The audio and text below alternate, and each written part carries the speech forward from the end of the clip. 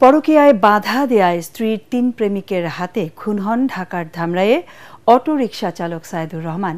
এই হত্যার রহস্য উদ্ঘাটন করে সংবাদ সম্মেলনে পিবিআই জানিয়েছে, সাভারে ধামরাইয়ে মুখ হাত ও পা বেঁধে একাধিক ছুরিকাঘাতে সাইদুরের হত্যা নিশ্চিত করা হয়। গ্রেফতারকৃত সদর আলী ও আলমগীর অপরাধ স্বীকার করেছে বলে জানায় পুলিশ। মনির হোসেন তপুর রিপোর্ট। ধামরাইয়ের বাইশাকান্দার কেষ্টখালী গ্রামে ধানক্ষেতের পাশে ২০২৩ সালের ২৮ নভেম্বর অটোরিকশা চালক সাইদুর রহমানের মরদেহ উদ্ধার করে পুলিশ। এই হত্যা তদন্ত শুরু করে আসামিদের শনাক্ত করে পিবিআই। এই হত্যাকাণ্ডের সঙ্গে জড়িত এনারা অশিক্ষিত বা অল্প শিক্ষিত হলেও ওনারা খুব চালাক। ধামরায়ে সাইদুরের স্ত্রীর সাথে ভাড়াটিয়া সদর আলী ও আলমগীরের সম্পর্ক গড়ে ওঠে। পরে তাদের সাথে যুক্ত হয় জুয়েল নামের আরেক যুবক। স্ত্রীর পরকীয়ার বিষয়টি জানার পরে প্রতিবাদ জানায় সাইদুর।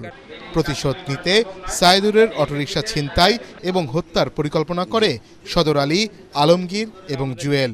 ঘটনার দিন সাইদুরকে বাসার পাশে নির্জন জায়গায় নিয়ে হত্যা করেন তারা। সংবাদ সম্মেলনে এসব তথ্য জানায় পিবিআই।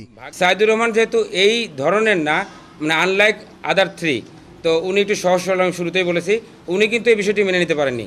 উনি যখন জেনেছেন যে ওনার স্ত্রীর সঙ্গে বাকি দুজন এরকম এক্সট্রাম্যারিটাল অ্যাফেয়ার করবার চেষ্টা করছে বা অনৈতিক সম্পর্ক করার চেষ্টা করছে বা করেছে, উনি এটা নিয়ে রিয়েক্ট করেছিলেন এবং রিয়েক্টের অংশ হিসেবে তাদের মধ্যে একটা ভুল বোঝাবুঝি হাতাহাতি হয় এবং মারধরও হয়। মানে তখনই তাদের মধ্যে এই যে রিভেঞ্জ নেওয়ার, তখন 3 জন একসঙ্গে হয়ে যায়, 3 অপরাধী 3 ক্রিমিনাল একসঙ্গে হয়ে যায় যে আমরা তাহলে আমরা ওকে শায়েস্তা করব, ওকে ক্ষতি করব, ওকে শেষ করে দিব। তাহলে ও যদি চলে যায় তাহলে তার ওয়াইফ আমাদের। গ্রেফতারকৃত 2 আসামি আদালতে স্বীকারোক্তিমূলক জবানবন্দি দিয়েছে বলে জানায় পিবিআই ঢাকা জেলার পুলিশ সুপার কুদরতি খোদা। আমাদের হাই সোসাইটি, তারপরে মিড সোসাইটি অথবা লো সোসাইটি, যেটাই বলি না কেন, সব লেভেলে আমাদের একটি সামাজিক অবক্ষয় নেমে এসেছে। এটা আমাদের আসলে পারিবারিক শিক্ষা, সামাজিক শিক্ষা, এই বিষয়গুলোকে আমাদের গুরুত্ব দেওয়া উচিত। পুলিশ জানায় সাইদুরের অটোরিকশাটি ৫০,০০০ টাকায় বিক্রি করে নিজেদের মধ্যে টাকা ভাগ করে নেয় আসামিরা।